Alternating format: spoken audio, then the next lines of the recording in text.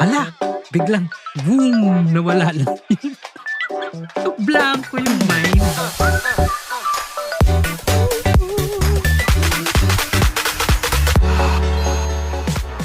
Alright, so this is Tony Lizard once again, and for today we are going to be talking about ano ba pag-uusapan natin today? Yeah, wala naman tayo talagang actually pinag-uusapan dito. Free flow lang talaga yung ideas natin. Yeah, actually sa pag free flow yung ideas, basically it gives you time to think. Yeah. Saba ka lang kaagad dito sa microphone or tapos magsalita ka kung ano. Yeah, actually it's a good practice for people na to develop public speaking and also to develop yung guts kung tawagin. Yeah, actually magandang practice to develop yung confidence natin to speak in public and also to speak in front of the camera. Yeah, actually mga experiences nga dyan. Tingnan mo, pansinin nyo sa parties or sa mga isang gathering. 'Di ba? Ang dami mga titos, titas, mga kabataan, ang dadaldal, ang daming pinagsasabi or talagang kung ano, nagkukwentuhan, nagsasayahan, pero ilagay mo na yung camera parang yung hindi makapagsalita, alam mo yun? Parang ano to yun. So for us to develop somehow some confidence to speak in front of a camera, might as well speak in front of the camera. Yeah. Yun yung ginagawa natin to practice. Syempre. Yan yung mga somehow pwede nating sabihin na parang fear of the camera. Yan. So, then the only way to counter that is talagang harapin mo yung fears. Yeah. Especially in life. Yan naman marami tayong kinakatakutan sa buhay. So, for us to get over yung mga fears natin, i-confront mo na.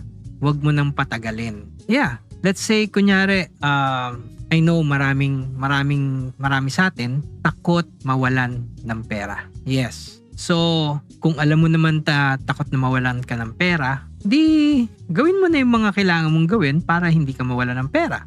Like, you save or you do side hustles or mas better kung maggagawa ka ng sarili mong business. Yes. Yan yung mga kailangan natin aralin to counter yung fear mo na mawalan ka ng pera. Yun nga, takot na takot ka mawalan ng pera, tapos bili ka ng bili ng kung ano-ano. Diba? Parang, ano yan? So, ayusin mo na, diba? Ayusin mo na. Kung alam mo nang takot ka, di labanan mo yun. Pero kung sinasabi mo nga takot kang pumunta sa isang magulong lugar, huwag ka nang pumunta. Yeah, yun lang yung mga isang areas na na hindi mo dapat ginagawa. Pero other than that, yung mga kaya mo na mga na ma-jump off or masulbahan, gawin mo. Yeah, it's all in the common sense. Yeah. So, anyways, yun lang naman yung mga masasabi ko dyan sa topic na yan. Isa rin sa mga gusto kong i-impart sa inyo is that speaking in public is really talagang, gives you butterflies. Yeah, I've experienced that. Yun, magsasalita ka sa harap ng panel or magsasalita ka sa harap ng mga bosses, pero you'll get butterflies. Pero when you're doing it over and over again, parang napakadali nang gawin sa harap.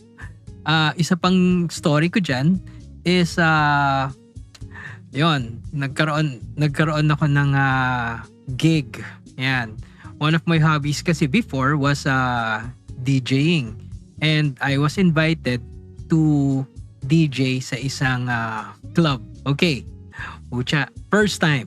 Grabe butterflies ko. Talagang yung paano ako yung alam mo yun, ginawa ko na lahat yung mga playlist, ginawa ko na lahat yung mga kung saan yung mga transitions, pinag-aralan ko pa. Pero nung nandun ako dun sa stage na, hala, biglang boom, nawala lang yung blanco yung mind. Alam mo yun? Pero syempre, you have to be composed. Parang bigla na lang nag-zone in ako dun sa sa isang part na hindi ko na pinapansin yung crowd. Nakatingin lang ako dun sa decks.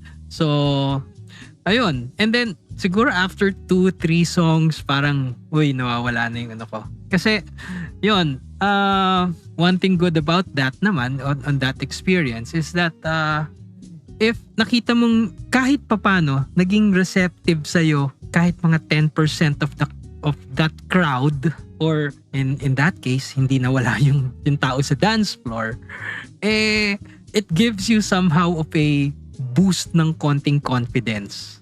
Pero ang kasama nun dun sa boost of confidence na yon, ano yung susunod kong kanta. Anyways, that's one thing good about having a playlist, lalo na pag baguhan ka as a DJ. So, what am I saying here? Actually, sa mga ganyan, walang pinagkaiba yan, DJing and also public speaking and presentation. Always prepare first. Yeah. Preparation is key sa mga ganyang scenarios. So babalik ulit tayo dun sa pinag-uusapan natin kanina, which is yung fear of whatever. Yeah. In order for you to conquer those fears, prepare. Alam mo yun, condition yourself, pero wag mo naman i-baby yung sarili mo. Syempre, think logical, think fast. Wag mo nang patagalin, wag mo nang i-baby, wag mo nang wag mo nang ipagpabukas. So, yeah. Sa ganyan naman sa life natin We have to be prepared for anything. Even yun nga, babalik ko na naman yun sa finances natin. Hindi tayo laging may ganyan. So, you have to prepare for what's coming in the future. And of course, you have to adapt.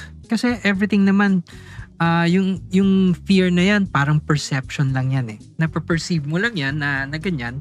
Pag pinatagal mo, the more na parang parang binabaong ka. Pero in reality, it's just an impression. It's an illusion or perception na ginawa mo lang sa mind mo. And, it does nothing to yourself, to your growth, and also sa life mo. Yeah. It's one of those negative toxins na kailangan natin tanggalin sa life. Kailangan natin lang naman talaga is always be prepared. Yeah. Okay. Prepare sa closing. Bye-bye.